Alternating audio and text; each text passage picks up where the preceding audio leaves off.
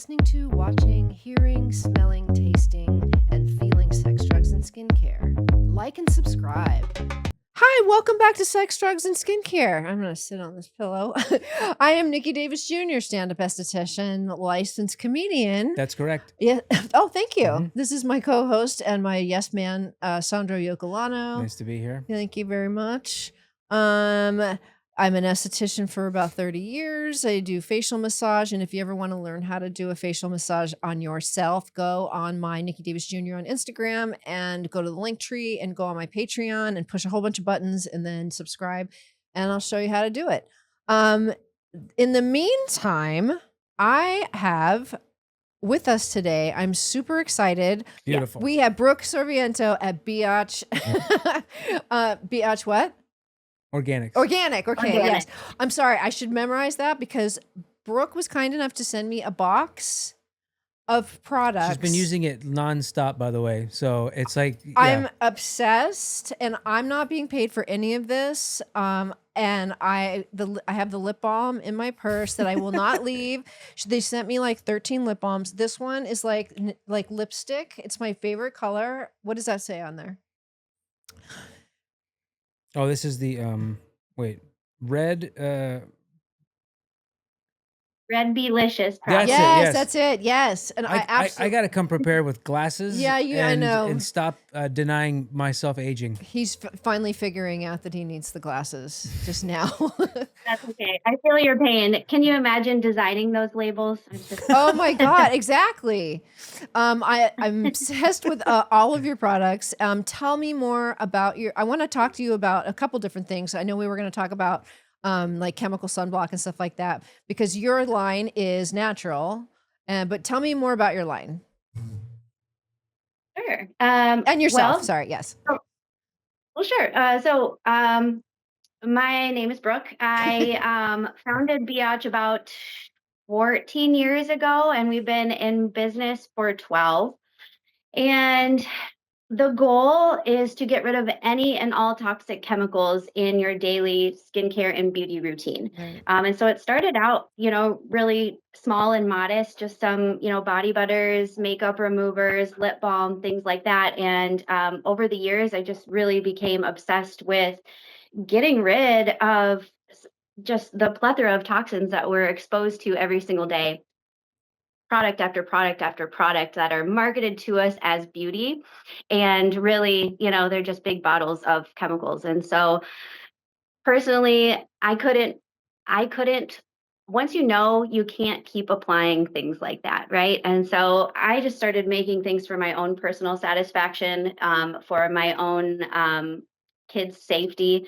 And it really just exploded into, a CBD line and then a mineral makeup line. I mean, the story is much bigger than that, but that's basically the gist of what we're doing here, is making sure that we're a one-stop shop to get rid of any and all toxic chemicals. And so the way that we do that is by using basically only organics and only minerals and all actives. And so there's no fillers. We're not starting with water as the first ingredient and then have to preserve it with a bunch of toxic preservatives. It really is just every single ingredient in our products are good for your skin and there for a specific purpose, not just to serve the shelf life. I absolutely love all of that because I am just constantly on the hunt for things that are not filled with garbage. When I first started doing skincare 30 years ago, or close to 30 years ago, I was with a company who made their own line, and it was all natural and organic stuff. But it's so rare to find that. And your line has everything. I mean, there's like a glowing body oil. There's two different mineral sunblock sticks. There's the two different tinted moisturizers that have sunblock in them. The lip balms. You have a vitamin C spray with peptides. It was like, it took me 15 minutes to open everything that you gave me. And then everything I was like, oh my God, oh my God, oh my God. So I absolutely love it. And I've been loving the, like I said, the lip balms, but the tinted moisturizer I love so much because I think sunblock, it's so hard to convince people of this, but you know, because they're always like, oh, everybody wants to put SPF. Mm-hmm. SPF isn't a good ingredient, by the way. It just means sun protection factor. And it just means you're just like, Right. how long does it take before you get burned by the B rays? No pun intended. But, but, but what they're putting in there is such garbage, and you're baking that into your skin. So tell me what's different, which obviously we both know, but tell me, I would love for you to tell me like what is different about like how you've formulated your sunblock stuff. Well, of course, yeah. So it's interesting that, you know, everybody wants SPF, um, but they want to make sure that it's safe. Well, there's two different types of sunscreen out there, and it's really important for people to understand that there are chemical UV filters and there are mineral sunscreens. And they really are just minerals.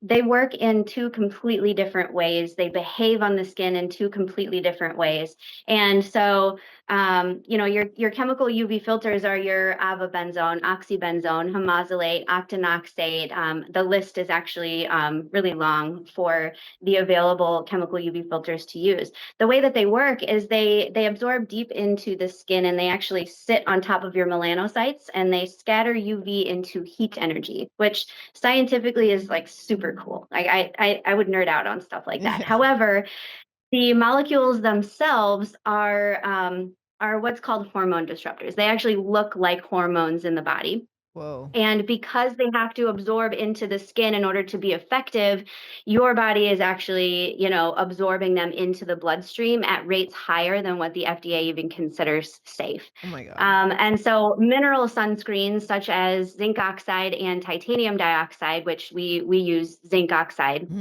are physical sunscreens, and they actually sit on top of your skin, and they just reflect sunlight back out into the atmosphere. It's kind of like putting on a white t-shirt, right?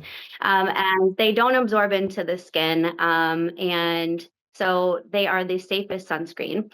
And our mineral makeup line was actually born out of me really wanting to create a safe sunscreen that didn't make you look like a ghost, right? That's the downside of the mineral sunscreens, is that they make you look white. Or the inside of my car. What's that? Or the inside of my car if you're Nicky. What? Just every time you put on sunscreen, I know it's you because you it's all over his it's car. just all over. Sorry. Yeah, black. Yeah, he's black interior. Yeah, Yeah, so like, it's fine if you're, you know, putting it on your arms and on your legs, you know, but then you put it on your face, and that's where I draw the line. I'm like, I just, you know, you're gonna get the stares. Yes. And then, you know, when my kids were little, it didn't bother them. They could even put on the mineral sunscreen stick all by themselves.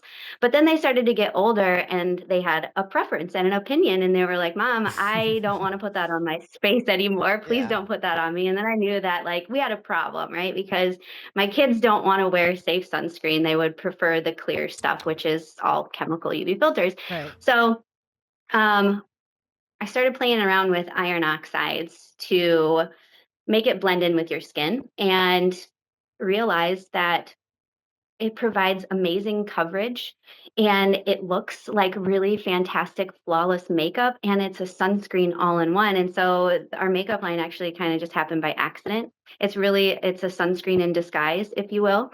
Wait, so are And, iron oxides actually protective against the sun as well?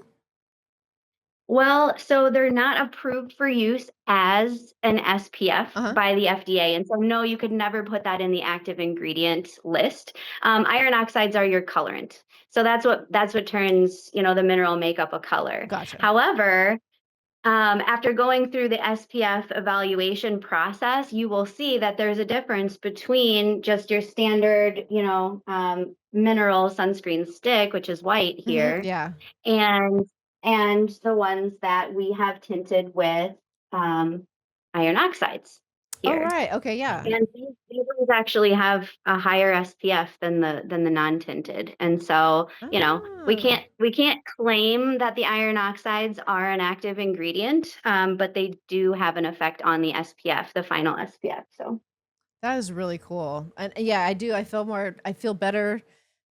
I don't know. When I was a kid, my mom used to put on me, because I'm, you know, grew up in the 70s. She would put the big, thick zinc oxide on my cheeks and on my face. And then I would have to sit in the corner while everybody was playing Marco Polo in the pool. But it did save me from so much because I would get burned so fast. Like, I mean, I still have damage from burns from when I was like, 10 years old that it shows up like, as I would blister on my shoulders. So I'm glad that she did that. But we didn't have those options.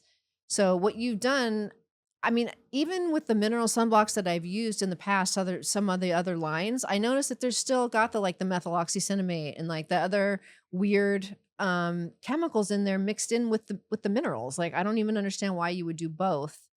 Uh I don't know. Well, there's actually a really solid reason for it. The reason for it is because the SPF testing, the current protocols for testing is 2 milligrams of sunscreen per 1 square centimeter on your skin. And so we're talking about just, gosh, tiny, tiny amounts of sunscreen for, say, like the size of a thumbnail. Okay. And that's what they use to evaluate SPF. So they'll physically put it on a spot on the subject's skin. They'll compare it to a quote unquote known SPF. They will subject it to radiation or UV, Hmm. and then they will physically look at it and see if there's any arrhythmia in there. I think I'm saying that right. Basically, redness Yeah, in the okay. skin, Oh, and right, so it's okay. really Yeah. like it's kind of like unscientific, if you will. But because of the limits of zinc oxide, you can only put on 2 milligrams per square centimeter, and so there's a maximum. Even if you were to put pure zinc oxide on your skin, you can really only get about a maximum of SPF 30 to maybe 35 if Yeah. you're lucky. Yeah. Okay, and so formulators and big companies use a combination of both chemical UV filters and mineral sunscreens. And so when you're looking at the front panel, it's really important if you're looking for a mineral sunscreen to flip it around. Look at the active ingredients. Does it say zinc oxide and then avobenzone, oxybenzone, homosalate, actinoxate, all of these different things? They put combinations in there. But then there's another sneaky thing. There's something called sunscreen enhancers. And so, even if you see just zinc oxide in the active ingredient panel, they use things like butyl salicylate, which is a sunscreen enhancer. It actually boosts the SPF performance of that active ingredient. Okay. And because it's not actually approved by the FDA as an active ingredient, it just lives somewhere in the inactive ingredient panel and it doesn't have to be listed as an active. Well, the downside is that butyl salicylate behaves just like a chemical UV filter. It looks to the body just like a chemical UV filter and then disrupts hormones in the same fashion. And so it's kind of like a sneaky little loophole Yeah. that mineral sunscreens are using. So your biggest clue, if you see a mineral sunscreen and it has above an SPF 30 to 35, you can almost guarantee that you're either going to find a combination of UV filters and the mineral, or some sort of sunscreen enhancer in the inactive ingredient section. That's wild. And then people don't know that. And they don't probably most people don't care. But I am so aware of it that like I I've even gone as far as to just not wear anything and would just wear a hat rather than put the chemical stuff on my skin because first of all I hate the smell and then but I know that there's something not good going on there. And then a lot of those chemicals are even linked to like, to cancer. Um think I forget which one it was.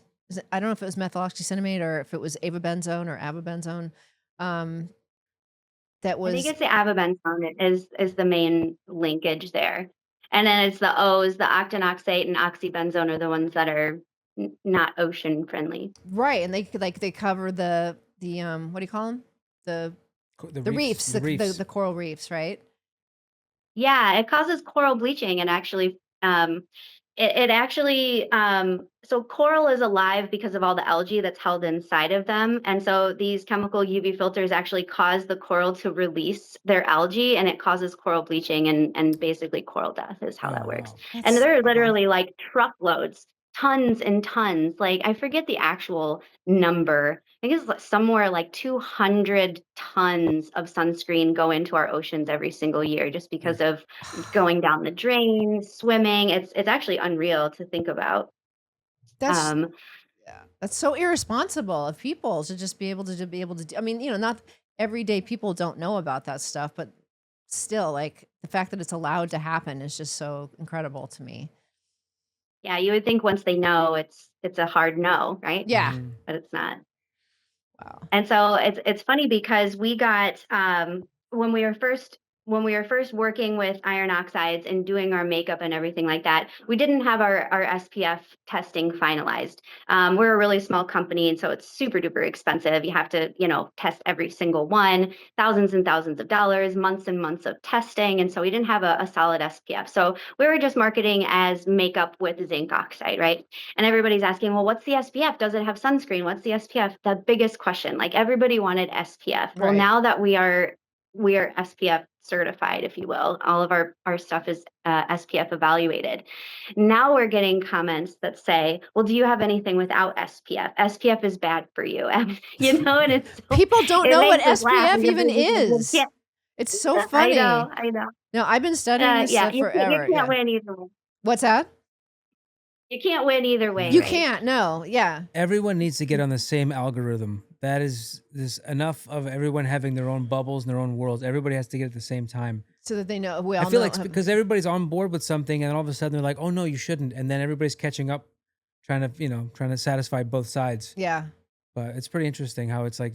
I like the fact that people actually are aware of it, though. So it is cool that people will see it, because I can't imagine, like, if I'd known that I had gone to the beach and I had a great day and I went home and took a shower and what came off my body would kill fish, I Yeah. would be like, oh, I don't think I would have gone in the water. Like it feels kind of like, reckless.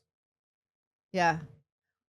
I was just about to ask you something. Have I eaten fish covered in sunscreen? No. No, the I have fish not. are covered in sunscreen. Yeah, I have not. I don't know. It's so funny to me when people say SPF, and I know I said that before, but it's like people don't even know what that means, what it corresponds to. The thing with that, like the difference in the types of rays that you get exposed to. And I- I've I've always known, but like sort of not wanted to know. But the fact that UVA is just always coming at you, even when it's like 6 o'clock at night, if the sun's not completely down, it's pretty much the same strength coming at you all the time. So having a full spectrum sunblock is way more important than SPF, which is the amount of time, right, where it takes for your skin to actually burn, or what was the word you have, your arrhythmia, right? Yeah, so SPF is the sun protection factor, and it's basically the percent of UVB that's being blocked from your skin cells. Oh, okay. Gotcha. And it's actually a really misleading number, because you would think that, hey, SPF 50 is twice the amount of sun protection as SPF 25, and in fact it's not even close to being true. SPF 25 blocks about 96% of UVB, whereas SPF 50 blocks about 98%. So you're talking double the SPF for only a 2% payoff. And your 2% payoff is actually all these chemical UV filters and sunscreen enhancers that you have to add to it. So is that really a payoff, or is it just a downward spiral? Exactly. Yeah. And then avobenzone, I used to pronounce it avobenzone just because I've only read it and not heard anybody say it. But you said avobenzone. I might not be saying it right. I don't know. I just read things and then repeat them. Yeah, same with me. But me and my team were having a heyday with bakuchiol, Oh and my like God, everybody's just yes. rolling. We have a client who, or not a client. We had a podcast guest who that was their main ingredient, was bakuchiol, and it took me several times to practice saying it, and even when I say it after practicing, it's like it's still got the word coochie in it. So I don't know Yeah, how you get past exactly. that. What was I going to say about that? Oh, the fact you can put that on, right? So, and that was the one that I would use if I was going to be out, because I didn't know. I would overdo it sometimes. I'd be like, all right, I'm going to put on mineral sunblock, but I'm also going to put on the one that I know gets the A rays. But then I found out that one breaks down in the sun like after like 2 hours. So it's just kind of like it's a losing battle. You're putting it on, it's breaking down, and then then the damage is already happening. And then of course you're baking in like you said, like the chemical, the disruptors, the hormonal disruptors. 100%. Actually, the FDA links to a study directly on their website when you go and look at like what's safe for a sunscreen on the FDA website. They link to a study from some scientists who wanted to know if traditional sunscreens with chemical UV filters would actually what would happen to the blood levels of these chemical UV filters after applying. And so the way that it was set up is that they took 4 different traditional sunscreens just from the store. And they didn't have any zinc oxide or titanium dioxide. They were purely just chemical UV filters. And they were going to apply it every 2 hours, 4 times a day for 4 days. And they were going to test blood levels and see at what point do these chemical or do they at all get into the bloodstream? At what point do they meet or exceed what the FDA considers safe? Right. And what they found is that the levels in your bloodstream in the studies in their bloodstream was higher higher than what was considered safe by the FDA after just one single application. My God. And so think about Wow. we are told to reapply every 2 hours from the Right. time you're outside to the time you're done. Mhm. 4 times a day, 4 days in a row is maybe your typical camping trip, and you're being like poisoned from the first Wow. application, and it's just beyond like comprehensive that Yeah. this is even allowed. How are they allowed to sell stuff like this? Yeah, it's crazy. Sometimes I think of a question and then and then it flies out of my head. Yeah. Um, oh God, what was I going to ask you? Edit it out in post. Yeah. Anyways, yeah, I love that you can put it on. Oh, that's what I was going to ask you with the mineral sunblock. Nikki, what were you going to ask her? It's funny you should ask. Mhm. I was going to say, when you do use the mineral sunblock, do you have to still reapply it every 2 hours, or like, is it once it's on? Is it on? I mean, unless you're sweating, or like, how do you do that? That's a that's a really great question. The beauty of mineral sunscreens is that you can actually see that it's still on, right? No matter what the rule is every 2 hours. It doesn't matter what kind. They're not trying to distinguish one from another. But I still recommend reapplying every 2 hours if you're relying on it as a sunscreen, being out at the beach and being outside gardening and things like that, because it does physically wipe off. It does sweat off. Like it Sure. just comes off easily. It can just come off physically rather than being basically metabolized by your skin or degraded by the sun. It's just a different form. Okay. Well, that makes sense. Mhm. I was following a woman for a little while. She was doing like facial exercises, but then she had this, other stuff that she would give opinions about. And one of her opinions was people should be wearing SPF indoors.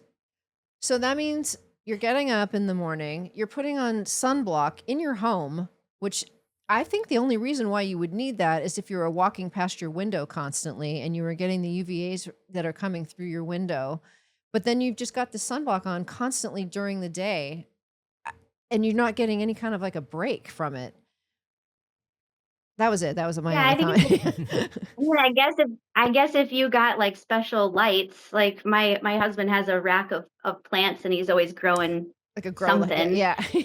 on the rack. So I guess if you got one of those plugged into every every light, um, I mean, I feel like if you're indoors, you probably don't need sunscreen all the time, but I am a huge advocate for wearing sunscreen whenever you're outside. Absolutely. Mainly on your face, right? Because that's where all the aging happens. That's where we're trying to, have that longevity. But, you know, UV is good for you. It creates vitamin D. It's your happy molecule. And, as long as you're not getting burnt and it's not excessive, then being exposed to the sun is not a bad thing. But I will always religiously have sunscreen on my face.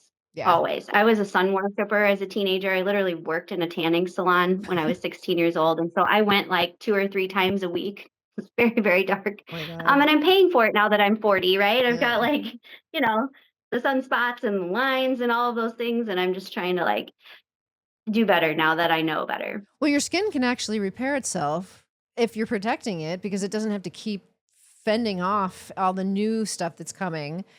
At least that's my theory anyways. I feel That's like a good theory. Yeah, thank you. Let's write books on it. I've read it. I mean, but I don't know. Yeah. It just makes sense that like It if makes you're sense, not totally. if you're not constantly like bombarding your skin with more damaging things, it's able to repair itself to some degree. Yep. So yeah. Absolutely. So and you're in Wisconsin, right? Mhm. People in Yeah. Wisconsin are obsessed with being tan. I have a lot of relatives that are from Wisconsin, and they would come to visit us, and they would always make sure that they came back with a tan. They wanted to have a tan from California. They would go to the ocean, not the beach. The They go to ocean. the ocean, and they would get a tan. So I don't know if that's a thing that it's like a common thing in Wisconsin, but I don't know. At least my family, they were obsessed with getting a tan. I grew up in the Midwest. I would probably agree with you there. And what's really interesting is like I'm wrapped up in a lot of like organic associations and things like that. And the Midwest right here is basically like a hot spot for cancer. And so the organic community is correlating it with spraying of the farms and stuff like that. But maybe you're onto Yes. something. Maybe it's just their obsession with suntans. I don't know. I think you might have been right the first time because I was watching a documentary about like people being exposed to glyphosate constantly, like when you're working on a farm, and like it was like 1,000 times more than a normal person, their rates of cancer Wow. from being on a farm. And there are so many farms in Wisconsin, which is so sad because it's like you think that would be like a safe environment. And Right. You see growth, you see green, you see plants, you think like Yeah. health, you think like, oxygen, but it's just like spraying it just to kind of propagate it, but also at what cost? Like like you were saying before, you have that like percentage is like the extra percentage you have is the chemicals that are put in there. So it's just, yeah, it's sad. Yeah. But I will, in Wisconsin's defense, southwestern Wisconsin has the most concentrated amount of organic oh, farms that's great. in the entire That's really state. cool. So that's really cool. Mhm. Well, yay, Wisconsin. I love Wisconsin. Wow. It's my favorite I was state. surprised. Yeah, no, I love it. My grandmother lived in Grafton and Milwaukee for a long time, and I have a lot of family that live near Cedarburg and other assorted places. I don't know all the names of the cities, but yeah. So and I would go there as a kid, and I just thought it was just so different from being in Van Nuys, California. Uh, just like farms, and everybody was nice, and I don't know. It's just a very different environment. So I always liked Wisconsin. Wisconsin people are so sweet. So we're gonna wrap up. Yeah, I love it. We moved from Colorado about 2 years ago. So Oh, wow. I've Okay. been originally from the Midwest, but we've been back in Wisconsin for coming up on 2 years now. Do you like it And better? I just love the greenery is wonderful. We're, I don't want to say escaping the wildfires because it was starting to come down from Canada around here lately, but it's really, really smoky in Colorado with all the fires in the mountains. And Oh, Oh yeah. wow, yeah. my heart breaks for them. I don't miss that part, but my skin loves it here. It's so moist It and is the I humidity. said, yeah, my skin absolutely loves it. And my husband hates the humidity and how hot it is, And I said, "What are you talking about? It feels like a warm blanket." And he goes, "Yeah, a warm wet blanket." I was like, "Oh, that doesn't sound great." Wisconsin, the warm wet blanket you never wanted. Yeah. Well, we're gonna wrap up this episode, and then we're gonna start another one. But I really am so glad that we got to talk about that, the sunblock aspect of your products. And so tell us what. Yeah. So, Brooke Sarmiento, who is the CEO and owner of BEE-OCH Organics. Love Wanna the make name, sure we by the got way. that. It's so good. Absolutely. Where can people find you on social media or any place out there that you want people to direct their attention to? Well, sure. Our website is beeoch.com. How we got that, I don't know. I know.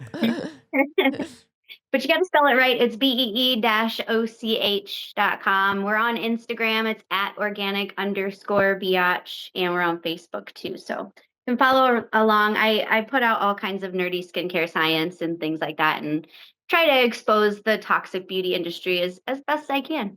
I love that. Thank you so much. All right. So, yeah, everybody check out BEOCH, please. And again, like I'm not being paid. This is just, I absolutely have loved everything that I've tried so far. And that's it. So, we will Thank see you you. guys next Thank week. So you. take care. Bye.